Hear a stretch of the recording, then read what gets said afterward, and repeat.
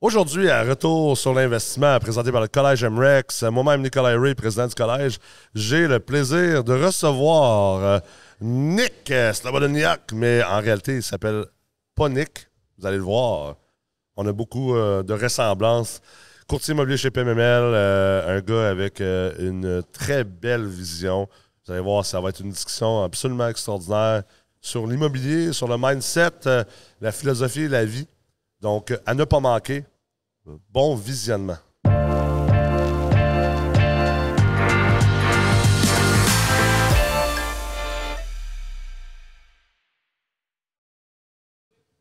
Salut Nick, ça va? Salut Nick, ça va? C'est malade. Mais là, on va dévoiler quelque chose aujourd'hui. Il faut bien, là. Faut le dévoiler, là. C'est une primeur là, pour tout le monde dans l'immobilier, là. Ouais. On a le même prénom. Le même, exactement. Le monde ne le savent pas parce que toi, tu t'affiches comme étant Nicolas. Nick. Nick Slobodeniuk. C'est ça. Mais en réalité, ton vrai nom, c'est Nikolai. Nicolas Slobodianouk. Slobodianouk. Slobodianouk. 3 lettres de trop. Ouais. Puis moi, c'est Nikolai Ray. Ben, tu vois, toi, tu l'assumes bien ton nom. Moi, je l'avais changé parce que je me suis dit ça va être facile de se rappeler. Mais tu vois, j'aurais dû faire le contraire. Ouais, c'est ça, c'est clair. C'est jamais trop tard, hein? Oh, ben, écoute. Moi, je suis down. On se part une émission, ça va s'appeler Nikolai et Nikolai. Il va y avoir assez de la place pour les deux, je pense. Ouais, c'est clair. Fait que Nick, t'es courtier immobilier chez PMML. Ouais. Ça fait longtemps que t'es dans la game de l'immobilier. Ça fait longtemps, 16 ans, là. Ouais, 16 ans. Puis en fait, nous, on se connaît quand même depuis quand même très longtemps. Même avant MREX et tout ça. Ouais. Fait que parle-nous donc un petit peu de ton parcours en immobilier. Ben, dans le fond, moi, j'ai commencé en 2006. J'avais, 20 ans de mémoire, là. Puis tout le monde me disait, ben, qu'est-ce que tu fais? C'est une game d'adulte. T'es un petit jeune, à 18 ans, tu vas faire tes cours. Je dis, ben, check-moi bien aller ici.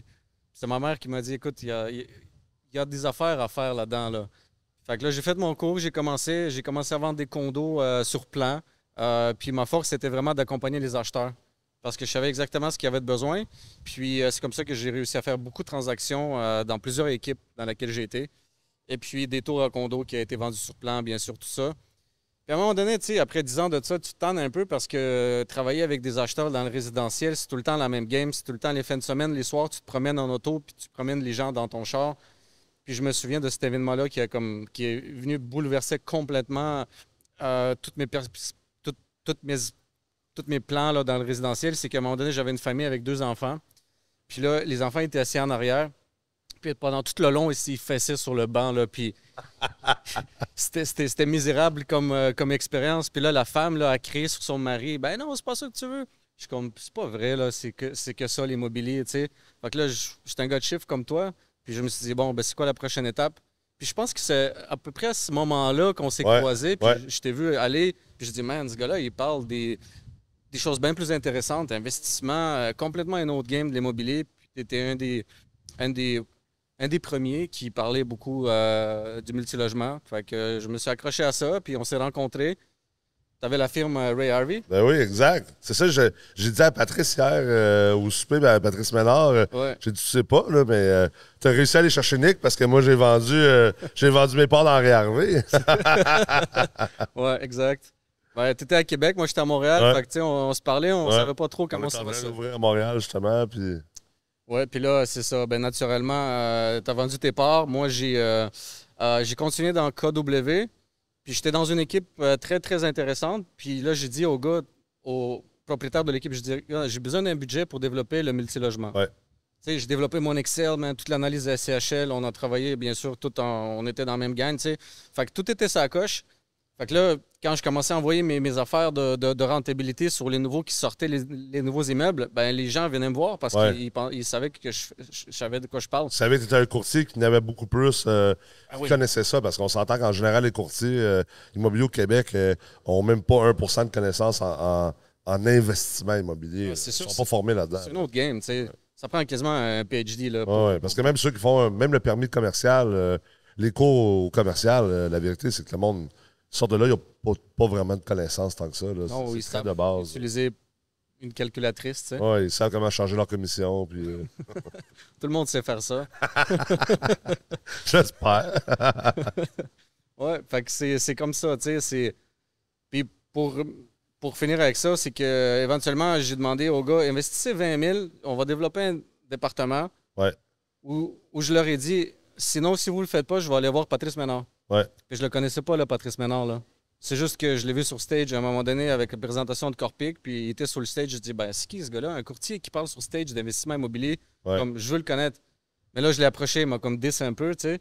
Fait que là, je dis, OK, c'est pas grave, tu sais, je vais me reprendre ailleurs. Puis là, à un moment donné, je dis ça au gars, si vous voulez pas investir, je vais aller à Patrice Ménard. Fait que là, ils m'ont ignoré.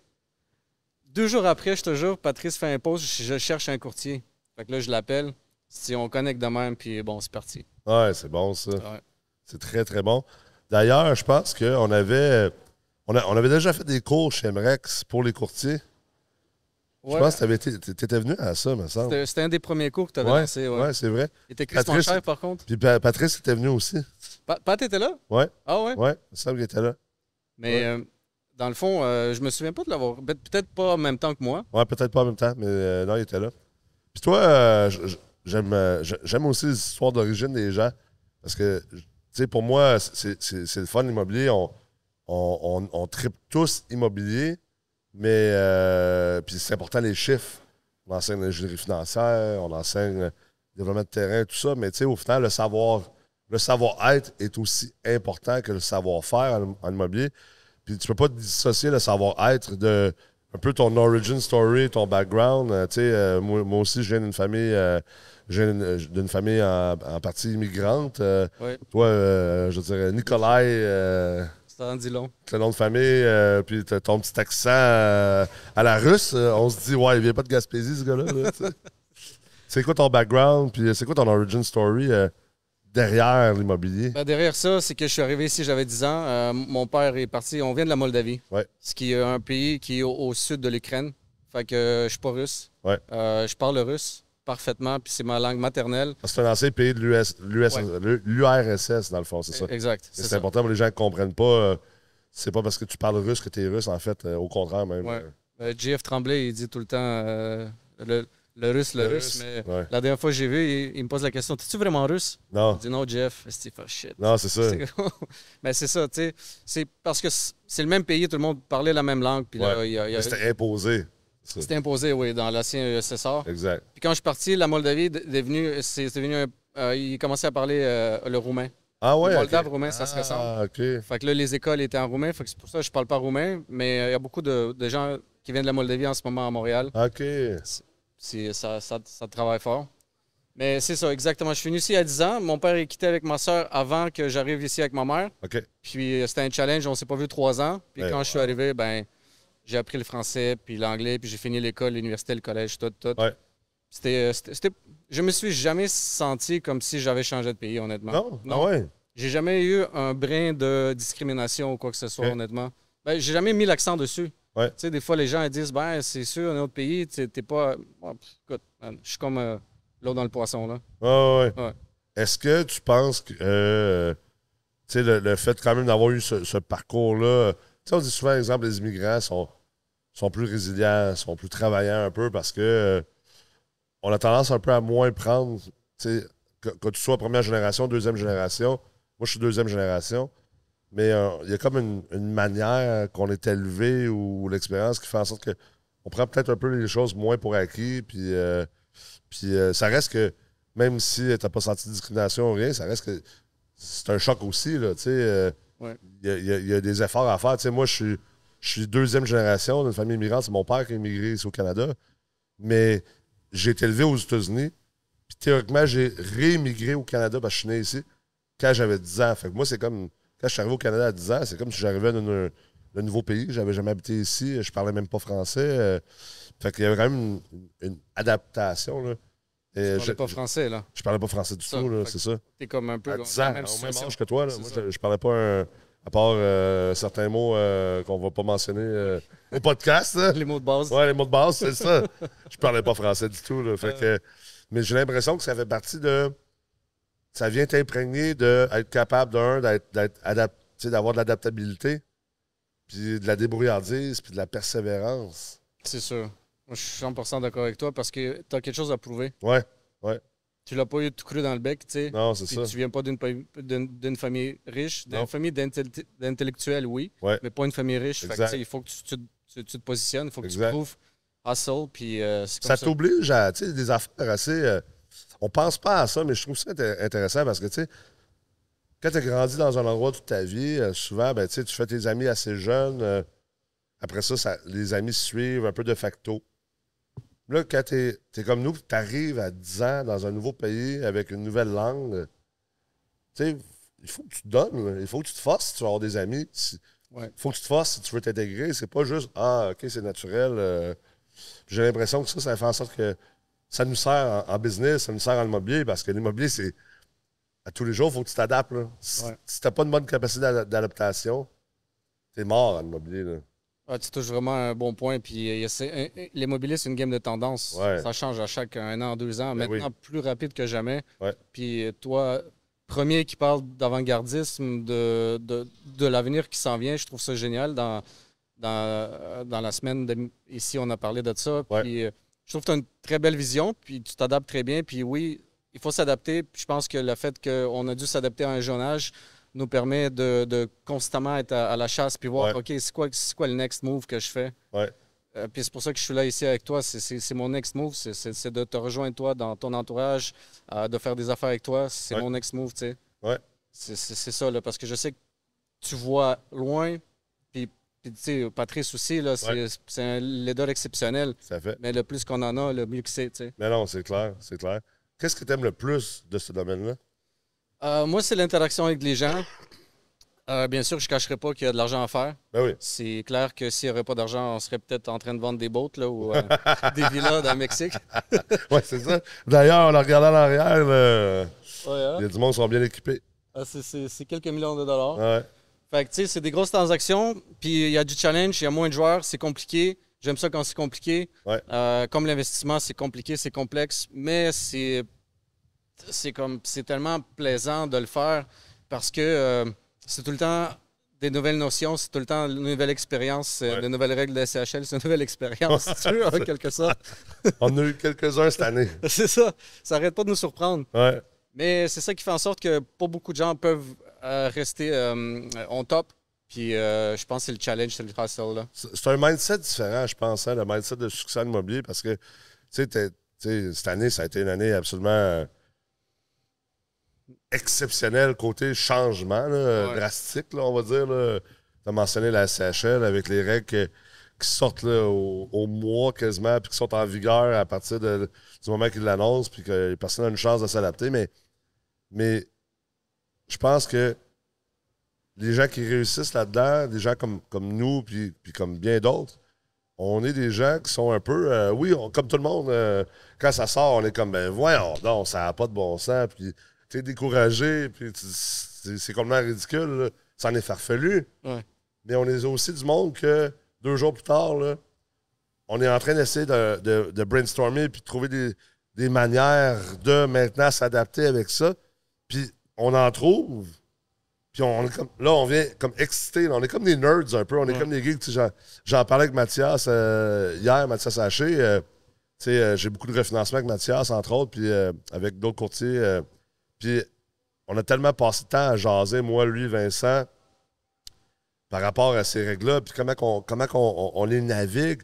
Mais ça a été tellement des appels, des discussions enrichissantes, là.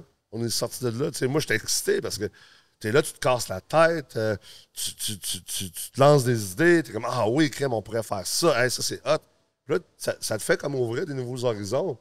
C'est sûr que si t'as pas cette mentalité-là, t'auras beau faire toutes les formations, MREX, club, whatever, t'auras beau avoir tout l'argent au monde, c'est pas ça qui va faire que tu vas réussir en immobilier. Là. Tu sais, je pense que de facto, de base, cette mentalité-là, cette capacité de contrôler tes perceptions, de t'exciter par. Tu sais, on est éduqué à prendre les échecs puis les obstacles comme étant quelque chose de négatif. Moi, je sais que personnellement, je me suis toujours entraîné à dire non. Un obstacle, un échec, c'est quelque chose qui doit me craquer. Mais c'est contre-intuitif, ça, pour un être humain. Oui, vraiment. Ça veut dire que l'obstacle, donne-moi-en des obstacles. Ouais. Il n'y a personne qui pense de même. Mais non, mais non, mais non. Moi, j'ai lu le livre Obstacle is the Way. Je sais Ouais, pas si ben tu oui, l'as ben vu oui, aussi, de Ryan Holiday, je pense. Ouais, ça doit Ouais. être ça. À un moment donné, il dit que tout ce que tu veux, ça se trouve de l'autre bord de l'obstacle. Ouais. Puis tu peux pas affronter l'obstacle si ton mindset est pas là, puis tu Ben comprends pas pourquoi tu le fais, puis qu'est-ce qui est de l'autre bord. Puis c'est ça, l'immobilier, c'est constamment des obstacles. Tu es en train de courir, puis quelqu'un te frappe de ses pieds à tout le temps. Là. Je comprends que c'est tough pour le monde parce que moi, j'ai un background en sciences essentiellement. Tu sais, j'avais fait mes études là-dedans, surtout au niveau du système nerveux, la biomécanique. Puis la problématique, c'est dans le système nerveux central, donc qui inclut le cerveau aussi. Ouais. On a une partie dans le cerveau, ce qu'on appelle communément le cerveau reptilien. C'est structuré pour nous. On est programmé, on est wiré pour éviter les dangers. Yes. Parce que c'est normal, parce que cette partie-là du cerveau existe depuis qu'on est des hommes de caverne, quasiment, tu sais. Puis à ce moment-là, ben, fallait que tu évites le danger parce que le danger te mangeait. Tu sais. Aujourd'hui, là, je veux dire, à part dans quelques endroits sur la planète, mais mettons, on va dire à Montréal, au Québec, là, peut-être à part 2-3 petits quartiers, là, mais comme il n'y a aucune instance où le danger va te manger ou va te tuer. Tu sais, fait qu'aujourd'hui, on doit être capable de comme bypasser cette espèce de vieux hardware. C'est comme un vieux ordinateur, là, Ouais. mais qui n'a plus aucun rapport dans le monde actuel. C'est tough. C'est très tough parce que c'est subconscient, c'est automatique. Tu sais. C'est exactement ça. Puis au Mexique, à 3 h du matin, là, Ouais. peut-être que ça peut t'aider à éviter du trouble. Oh, oui, c'est clair. C'est clair. Mais pas en On immobilier. sortait du Coco Bongo, là. C'est ça. Mais pas en immobilier, c'est ça. Pas en immobilier. Non, c'est ça. C'est tough. Ouais. C'est vraiment tough. C'est sûr que je pense que ça passe par des connaissances.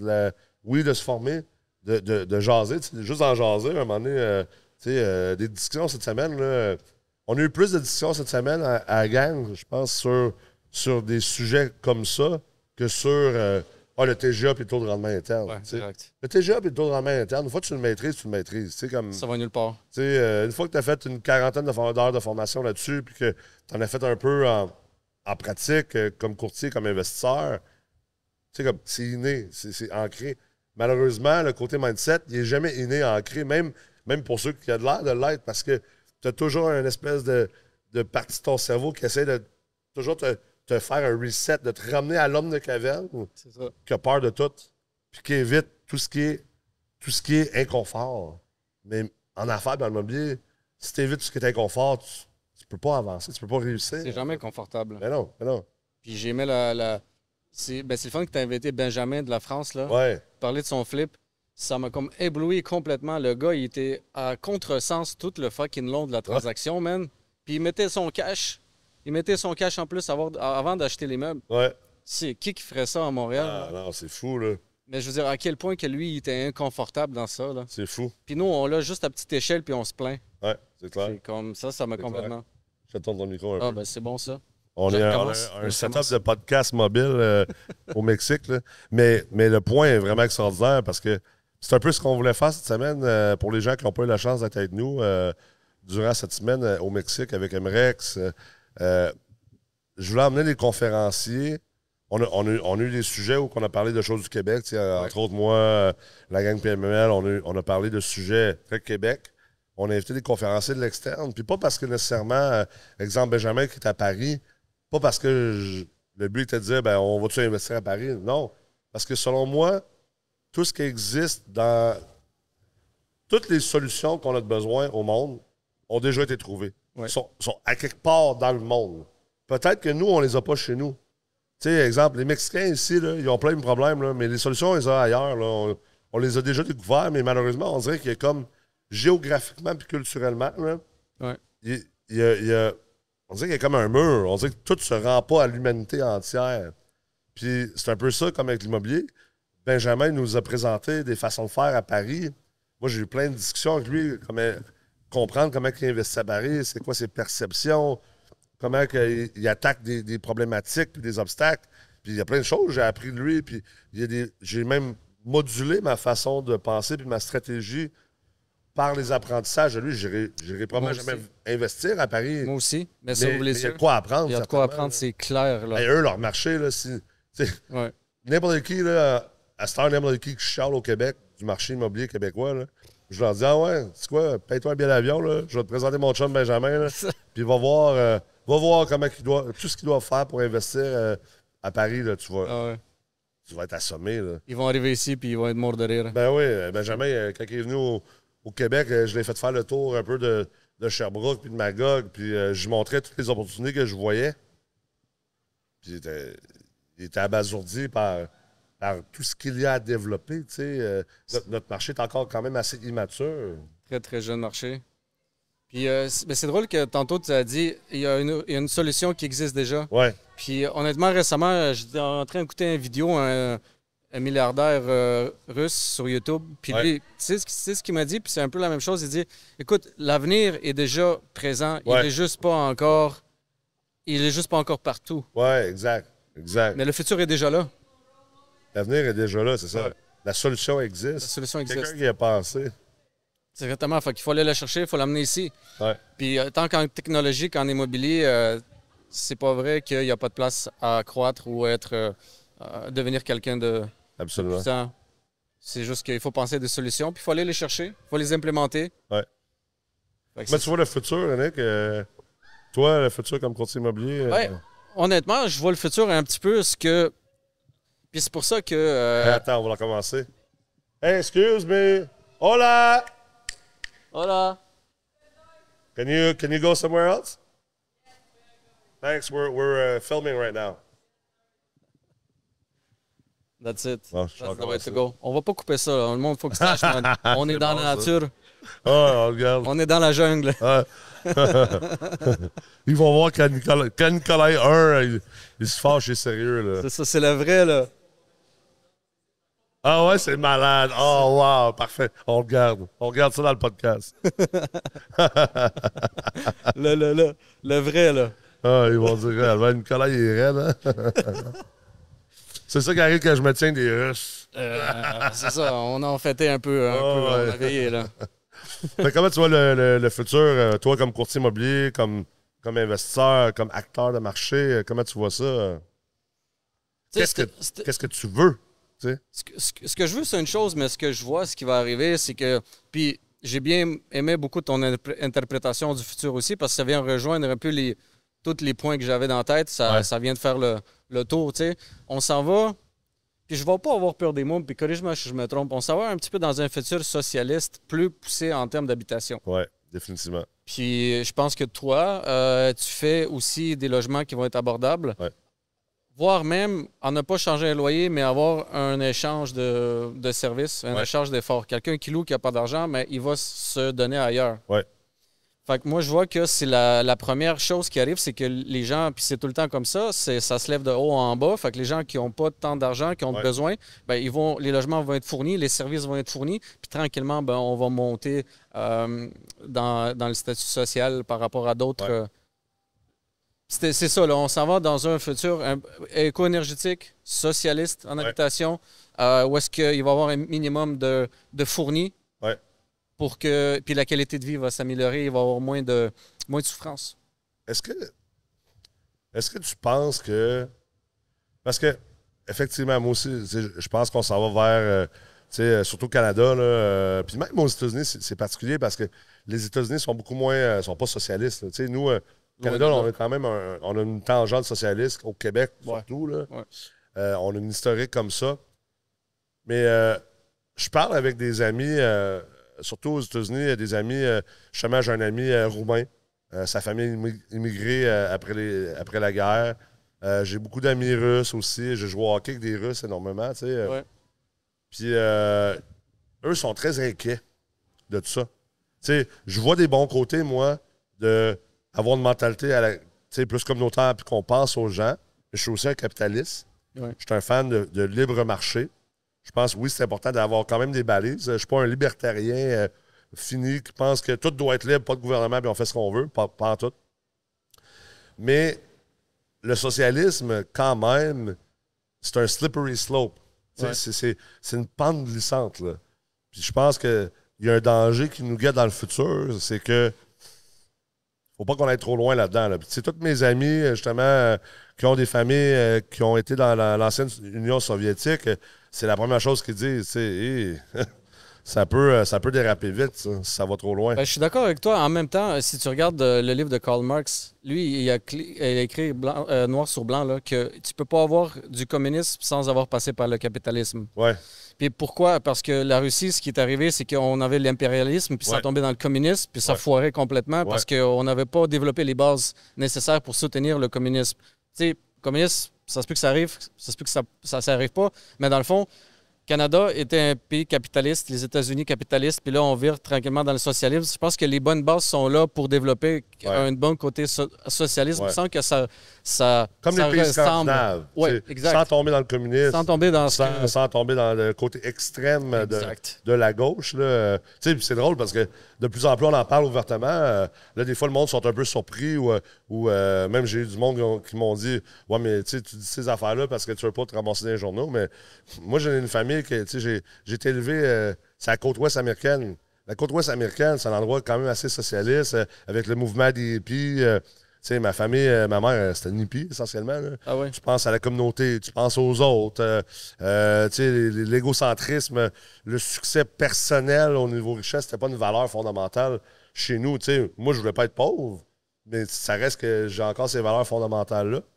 Puis souvent, le monde sont comme moi, mais c'est surprenant. Je suis comme moi, mais moi, je me considère, si on parle de politique, je me considère de centre peut-être un peu de gauche. Je suis peut-être de droite sur certaines affaires, de gauche sur d'autres affaires. Puis je trouve que c'est là peut-être que c'est important que les gens aient une ouverture d'esprit, de dire, on a tendance humain aussi à vouloir toujours mettre les gens dans une boîte. Ah, toi, t'es un gauchiste. Ah, toi, t'es un conservateur. Toi, t'es centre-droite, centre-gauche. Non, il y a des affaires sur lesquelles que... peut-être que ça peut avoir l'air un peu plus de gauche, mais il y a des affaires que c'est plus de droite. Puis il y a des affaires que, ben honnêtement, je sais pas. Je sais pas de quel bois je chauffe sur certains sujets. Mais, ça va être de plus en plus gris. De plus en plus gris. Mais je pense qu'il y a des belles choses à faire en immobilier. Je pense certainement qu'il y a des belles choses à faire. Je pense qu'il y a un danger qui nous guette d'un bord que de l'autre. Je pense que trop capitaliste par rapport à l'immobilier d'un bord, c'est dangereux parce que les gens abusent, comme dans tout. Oui. Mais trop socialiste aussi, les gens abusent. C'est ce qui a donné naissance, justement, au communisme puis à des empires qui ont complètement tombé. Je pense dans les deux bords, puis ça, c'est très... mon père était moitié indien de l'Inde, puis donc le bouddhisme est omniprésent dans ma vie. Puis le bouddhisme est basé sur la voie du milieu. Oui. The middle way. Moi j'adore le bouddhisme. Le stoïcisme, tantôt tu parlais de The Obstacles is the way. Le stoïcisme, ça ressemble beaucoup au bouddhisme. Là. Ah oui. Puis ça parle souvent justement de se tempérer dans le stoïcisme. C'est un peu le même concept. C'est ça, c'est le juste milieu. Oui, exact. Pas être agressif, pas être trop hipster, juste le milieu quand tu peux te balancer. Ouais. C'est là que le bonheur se trouve, je pense. Exact. Puis c'est tough. Parce que les discussions qui ont lieu sont très polarisantes. Puis les gens qui les incitent, ces discussions-là, puis sans vouloir avoir l'air arrogant ou supérieur à quoi que ce soit, c'est vraiment pas l'objectif, puis c'est pas la manière que je pense, mais c'est peut-être pas les bonnes personnes pour initier des discussions. Autant les discussions côté, on va dire, côté anti-propriétaire, pro-locataire, ce qu'en partant qui est un peu un néoplasme, parce que comment tu peux être anti-propriétaire en étant pro-locataire ou anti-locataire en étant pro. Tu sais, comme les deux sont. C'est yin-yang, ça va ensemble. C'est ça. Tu peux pas les séparer l'un de l'autre. C'est un front commun. Je pense que c'est là que ça prend du monde, peut-être comme nous, de plus en plus, qui disent attends un peu, là, arrêtons là, ces discussions un peu enfantins, immatures intellectuellement, là, de eux contre nous, puis nous contre eux, puis soit que t'es pour le propriétaire qui fait de l'argent ou soit que t'es pour le locataire puis le besoin primaire. C'est pas ça la vraie discussion. C'est ça. C'est pas ça, là. C'est tout le temps en train de polariser. Les médias sont en train de polariser les deux côtés, mais en même temps, la solution est dans le milieu. Ben oui, la solution est dans le milieu. Le monde a besoin d'un endroit pour vivre. C'est un besoin primaire. Il faut que ça soit accessible. Il faut que ça soit propre. Les gens méritent la dignité, peu importe que tu sois employé au TIC géant, au salaire minimum, ou que tu sois courtier immobilier, puis que tu ne veux pas être propriétaire, je sais pas, tu sais n'importe quoi, tu sais. Moi, si j'avais pas d'enfant, je serais probablement même pas propriétaire d'une maison. J'habiterais. Quelque part dans le champ, Ouais, c'est ça. comme moi d'ailleurs. Mais de l'autre côté, il n'y a aucun mal à ce que le propriétaire fasse de l'argent parce qu'au final, il en prend des risques, tu sais, puis il prend des risques, il met son argent à risque, il pourrait aller le mettre ailleurs. Puis la solution, c'est définitivement pas le gouvernement de le faire. Je veux dire, tous les exemples qu'on a d'un gouvernement qui s'occupe du stock d'habitation, c'est un désastre monumental. Ouais. Fait que, tu sais, je pense d'être capable de dire, OK, t'as peu, là. On va remettre les pendules à l'air, à l'heure. Tu sais, l'immobilier, faut pas que ça soit un arbitrage débile où tu achètes un immeuble et que tu sacs tout le monde dehors, puis tu quadruples ta valeur nette en 90 jours par des techniques douteuses puis vraiment inéthiques. On a passé par là. On a passé par là. Les derniers 3 ans, 4 ans. Ouais, on a passé par là. Il y a du monde qui ont mal agi. C'est sûr que ça aide pas d'avoir des jeunes sur TikTok qui ont 21 ans, puis qui sont là, puis qui sont comme go, on fait ça, qui n'ont aucun développement personnel, ils n'ont aucune expérience de vie de fait. Puis là, je chie sur ces jeunes-là, mais comme en même temps, c'est un peu pas de leur faute. Là, ils ont manqué une coupe de claques à la gueule, puis de parenting, là, de dire, hey, t'as peu, là, ce que tu fais là c'est whack. C'est pas ça la vie, le petit gars. Là, ouais. Mais. Ils vont se ramasser dans le trouble. C'est malheureux, mais la vie va apprendre ces gens-là. Ouais, le karma. En anglais, on dit karma's a bitch. That's it. She's gonna get you. It's gonna get you. Hey, j'ai l'impression qu'on pourrait continuer à parler bien longtemps. Ouais. T'as un podcast, toi? Moi, j'ai un podcast, ouais. Making Money. Puis d'ailleurs, je t'invite. Je voulais t'inviter avant. I'll be there. J'espère que vous avez apprécié cet épisode de Retour sur l'investissement. Si ce n'est pas déjà fait, bien sûr, abonnez-vous à la chaîne YouTube du Collège MREX. Et également, abonnez-vous au Radar Multilogement, un newsletter qu'on vous envoie une fois par semaine qui inclut des articles, de l'information à jour, des analyses, des perspectives et même une émission qu'on produit à chaque semaine qui s'appelle le Radar Multilogement. Alors, assurez-vous d'être abonné à ça pour rester à jour et à l'affût. Merci beaucoup et à bientôt.